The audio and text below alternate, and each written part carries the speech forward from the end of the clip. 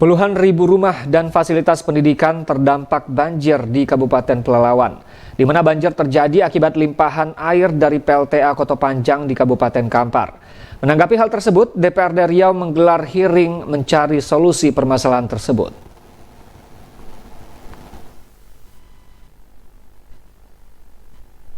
Banjir di Kabupaten Pelalawan yang terjadi akibat limpahan air dari PLTA Koto Panjang Kabupaten Kampar memberikan kerugian cukup besar bagi masyarakat terdampak. Guna membahas terkait solusi dari persoalan tersebut, anggota DPRD Riau Dapil Pelalawan Kampar dan Siak bersama tokoh masyarakat, akademisi, dan pihak terkait lainnya menggelar rapat dengar pendapat yang berlangsung di ruangan Komisi 3 Gedung DPRD Riau. Anggota DPRD Riau Abdullah mengklaim banjir Pelalawan telah menelan korban sebanyak 7.000 rumah warga dan 50 desa, di mana kerugian masyarakat jika ditaksir telah mencapai triliunan rupiah. Karena daerahnya selalu dirugikan oleh situasi ini, anggota DPRD Riau Dapil Pelalawan Siak Abdullah meminta Pemprov Riau dan PLTA Koto Panjang memperhatikan 4 hal yang menjadi solusi banjir tersebut. Pertama, yang harus dilakukan Pemprov Riau adalah reboisasi daerah aliran sungai di area penampungan di hulu PLTA Koto Panjang. Menurut politisi PKS tersebut, reboisasi penting dilakukan mengingat berdasarkan informasi masyarakat, daerah tersebut sudah banyak lahan yang gundul, bahkan terjadi alih fungsi lahan. Hal kedua yang harus dilakukan adalah normalisasi pendangkalan catchment area PLTA Koto Panjang, karena saat ini area tampung air PLTA Koto Panjang tersebut sudah mulai dangkal, dan pendangkalan tersebut mengakibatkan area penampungan cepat penuh.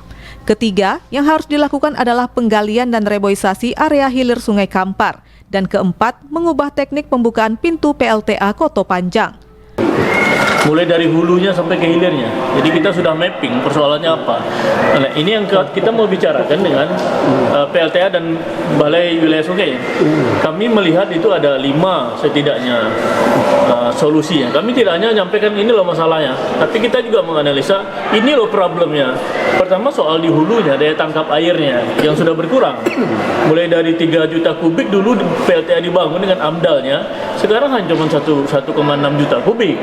Artinya hampir separuhnya hilang loh. Nah, kemudian SOP harusnya dari dulu dengan kondisi alam yang berbeda, SOP-nya harus dirubah, berbeda. Teknik pembukaan spillway gate-nya itu. Sekarang anak SD di Pelalawan tahu, asal ada informasi buka pintu air, akan 3 hari kemudian banjir lah. Ini kan prihatin sekali, sekolah libur, ya. Kemudian di hilirnya juga pendangkalan. Kemudian hal teknis lain lah, saya pikir ini bisa diatasi, setidaknya meminimalisir persoalan ini. Tidak terbiarkan yang dulunya 20 tahun sekali banjir seperti ini, sekarang sudah 2 tahun sekali. Iya. Bukan 2 kali setahun. 2 kali setahun. Jadi ini solusi yang kita tawarkan apa nih, Pak? Ya.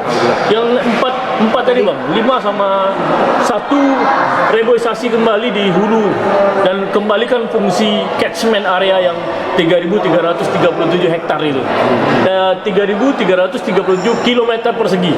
Mantan Bupati Pelalawan 2 periode yang ikut hadir dalam hearing tersebut, HM Haris, juga menyebutkan bahwa penanganan banjir di Kabupaten Pelalawan perlu digesa karena merugikan masyarakat, baik secara moral maupun material. Jelas dalam masalah ini penanganan itu baik, mudah-mudahan didukung oleh tim sendiri, begitu juga oleh legislatif, itu pemerintah daerah dan masyarakat. Nah, yang urgent sekali yang akan kita perjuangkan apa nih Pak Aris?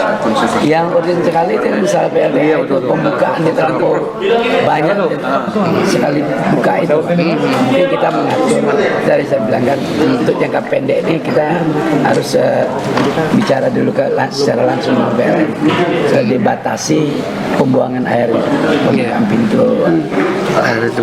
Karena pembukaan itu mungkin sudah menyebabkan kerugian banyak ya bagi masyarakat. Bukannya kerugian lagi Pak, daerah kami dulu dari 179 kabupaten kota, tahun 2000 pemekaran, tahun 2005 habisnya 26 apakah daerah tertinggal.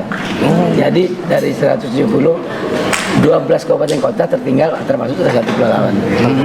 Tapi syukur alhamdulillah karena kerja keras masyarakat, usaha, berhasil 2013 dan daerah-daerah.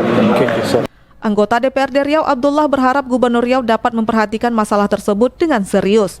Pasalnya, PLTA Koto Panjang yang didirikan sejak 1992 seharusnya mendatangkan manfaat bagi kesejahteraan masyarakat, bukannya menambah penderitaan akibat dampak banjir yang terus berulang. Priska dan Hafiz Caniago melaporkan.